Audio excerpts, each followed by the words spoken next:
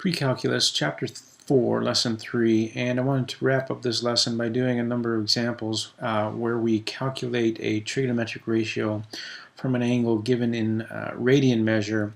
And I just wanted to share some of the tricks, so to speak, that I use, or just how I see it. Maybe it'll help you. And again, it comes to relating or remembering the trigonometric ratio or the trigonometric angles that we've talked about, those special ones. Remembering that pi over 2 is always going to be a quadrantal angle. That's going to be an angle that always falls on one of the axes if it has a denominator of 2. If we have a denominator of 3, then I know that the angle I'm going to have is going to be a 60-degree angle. It's just a matter of what quadrant am I in. So if I know the sine ratio and the cosine ratio of a 60-degree angle, I simply need to figure out what quadrants it's in, give the x and the y value the appropriate sign, and I'll be able to do those rather quickly. Anytime I have a denominator of 4, it's a 45-degree angle, so I know the sine and cosine is 1 over radical 2. So it's just a matter of figuring out what quadrant I'm in, because the x values and y values have different signs in different quadrants. And then if I have a denominator of 6, then I know it's going to be a 30-degree angle.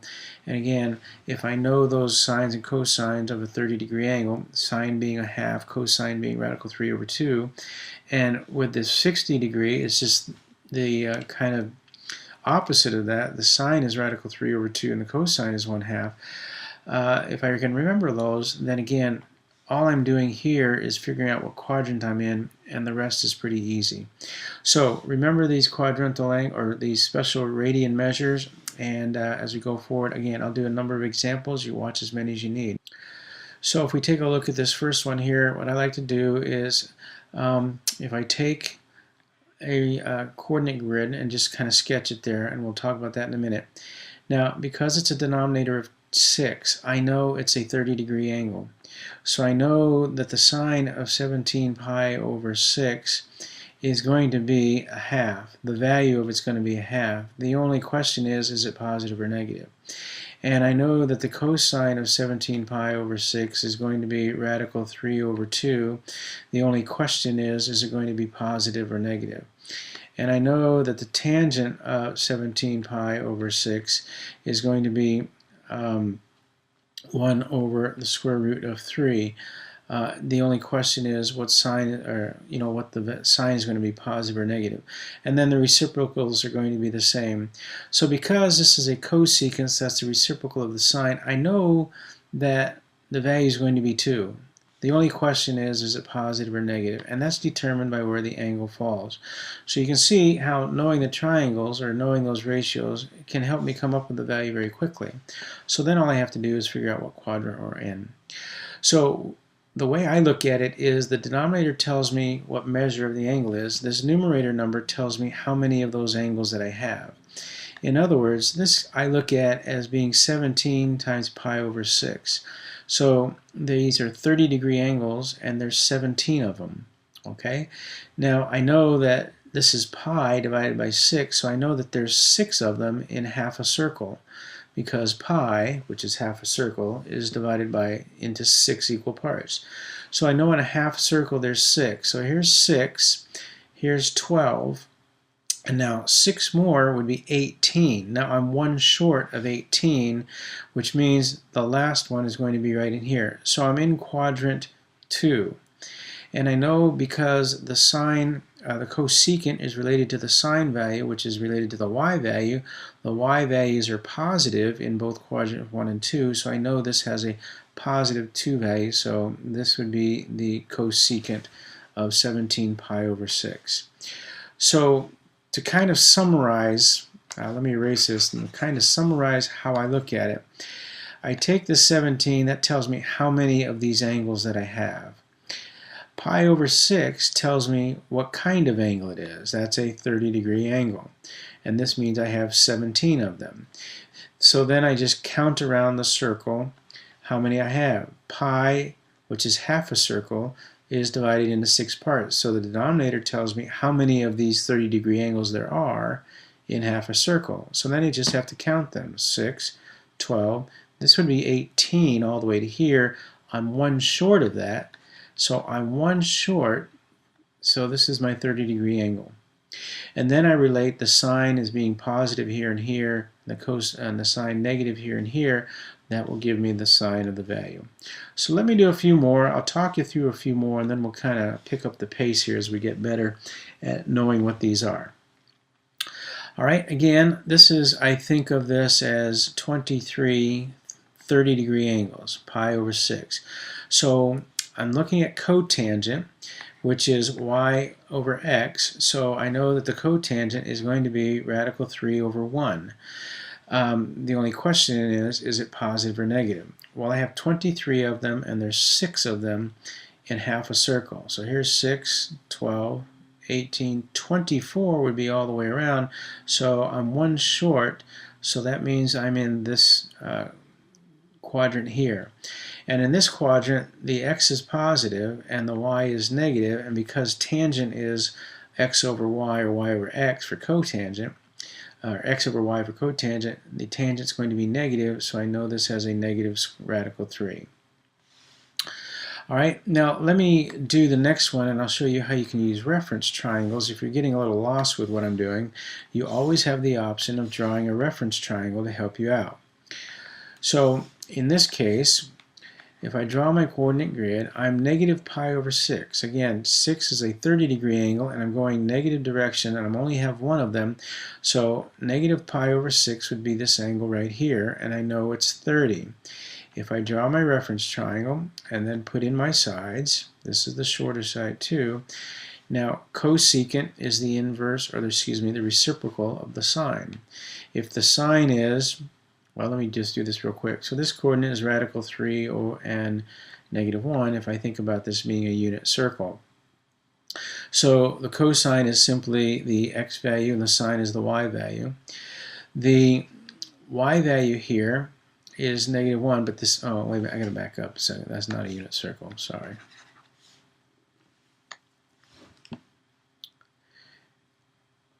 In this example, I'm going to use a reference triangle to help me out. So negative means I'm rotating clockwise, and it's pi over 6, which is a 30-degree angle, and there's only one of them, so this is the 30-degree angle. That's pi over 6. If I draw my reference triangle then, this is the shorter side, this is the longer, and this is the hypotenuse. The cosecant is the reciprocal of the sine. The sine is opposite over hypotenuse, so the cosecant would be hypotenuse over the opposite. Here the hypotenuse is 2, and the opposite is negative 1. That's 2 over negative 1, which gives me a value of negative 2. So you can reuse a reference triangle, or you can use a method of you just know what the angles are or know what the ratios are, and then just figure out the sine. And either one works, and you just have to find what's comfortable for you. Again, if you can get away from reference triangles, it just makes your job a little bit quicker, a little bit easier to do. All right, let's look at number 4 here, a negative 7 pi over 6. So again, as I look at this, there's 7 30-degree angles. Now I know that the cosine of a 30-degree angle is radical 3 over 2. That's the cosine. I know that. So the only question is it positive or negative? This is a negative rotation, and there's 7 30-degree angles, and there's 6 in half a circle. So this would be 6, and then one more would be 7, so I know that the angle is in quadrant 2. In quadrant 2, the x values, or cosine, is negative, so I know this is going to have a negative value, so this would be the cosine of negative 7 pi over 6. Okay, again, I'm just going to keep buzzing through these. There's 15 of them. You watch as many as you need, and hopefully that'll be helpful to you. Sine of 13 pi over 4, so there's 13 pi over 4 angles. Pi over 4 is 45, so I know that the sine is going to be 1 over the square root of 2, or the rationalized version would be radical 2 over 2. My only question is, what is the sign, positive or negative?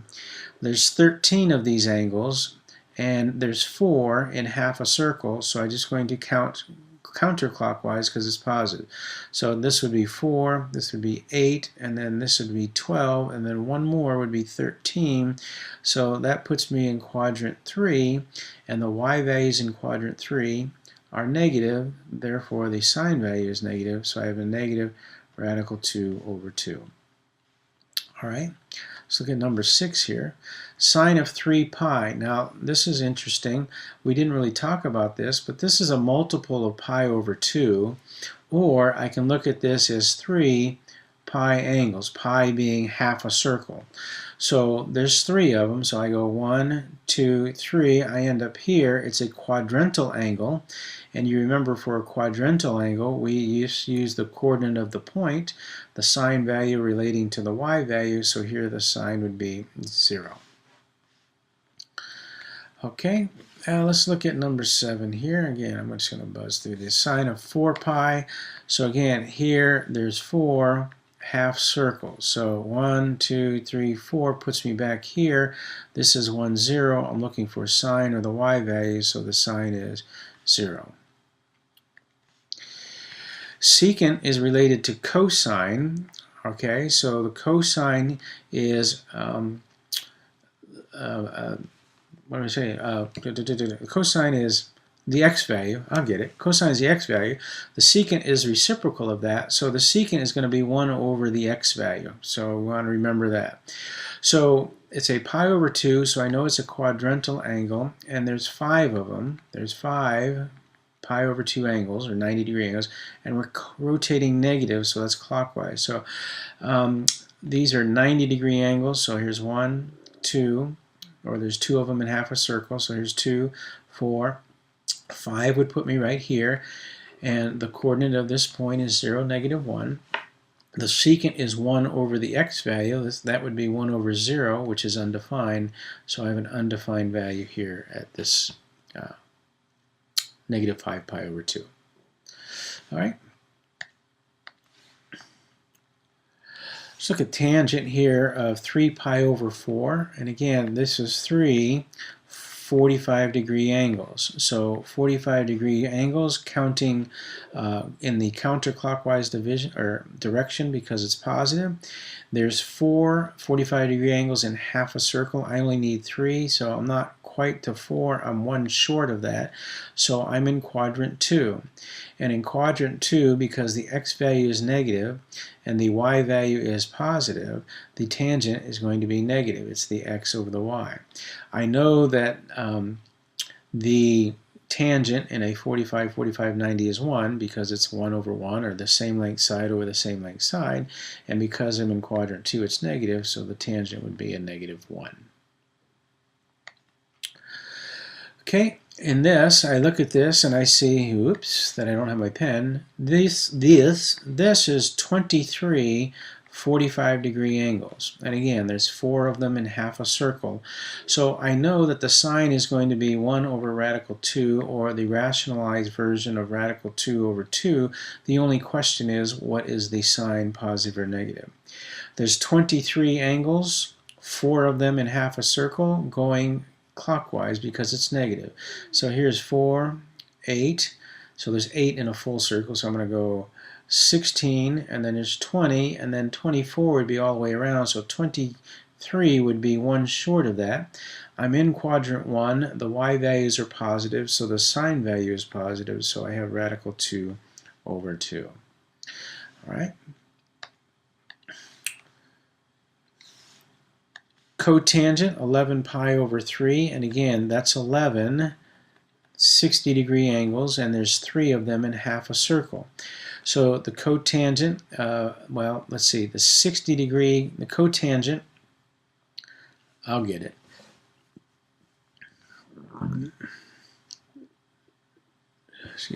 So this is a 60-degree angle. So in a 60-degree angle, we have the tangent being opposite over adjacent. So in the cotangent, it'd be the adjacent over the opposite. So that's going to be 1 over square root of 3, or the rationalized version, radical 3 over 3. Again, the only question is positive or negative, based upon what quadrant it lies in. I have 11, and I'm going to count clockwise, and there's 3 in half a circle. So 3, 6, 9, and now 2 more would put me over here in quadrant 1. Both the x and the y are positive, so the tangent and cotangent are positive in this quadrant. So this would be radical 3 over 3. Let me do that one by drawing a reference triangle just so you can kind of see where that all came from. In a reference triangle, again, we do know that there's 11 pi over 3 angles, and we're going counting in a clockwise direction. So this would be 3, 6, 9. There's 60-degree angles, so that puts me here. So this is negative, actually I got to go all around it. That's negative 11 pi over 3. Now, I know that pi over 3 is 60, so I know this is 60. So the longer side is over here, the shorter side is here. Tangent is opposite over adjacent. Cotangent would be adjacent over opposite. That's where I get 1 over radical 3, and then I rationalize it. Okay, I'm just going to do a couple more here. I'm going to do numbers 12 and 14 here, and then we'll wrap this up. So 12, we have the secant of 17 pi over 4, so that's 17 pi over 4 angles, pi over 4 being 45. I know that 1 over the square root of 2 is the cosine, so the secant would be the reciprocal of that, or the square root of 2. The only question is, what quadrant are we in, so what sign is this? So I'm rotating clockwise because it's negative, and I'm doing 4 angles in half a circle up to 17. So this would be 4, 8, 12, 16, and then one more puts me in quadrant 4. And the x values are positive in this quadrant, so the cosine and then the secant, therefore, will be positive as well. I think I said I was going to do 14, but I think I'll just do 15. 15, very quickly, because it's a denominator of 2, I know it's a quadrantal angle, and there's 2 of them in half a circle, or I can count in 90-degree increments. This is negative, so one 90-degree angle going in the clockwise direction goes here. I use the radius, or the point 0 over negative 1. Tangent is the y value over the x, putting 0 in the denominator, which is undefined. Okay, so you can see that hopefully that if you know your trigonometric ratios, you can do these rather quickly. You still have the option of doing reference triangles as you're beginning to work through these, so go ahead and use those reference triangles. And again, these ratios will always be the same based upon those pi over 2, pi over 3, pi over 6, and pi over 4 angles. And all you have to do is figure out what quadrant you're in, and you'll be in good shape.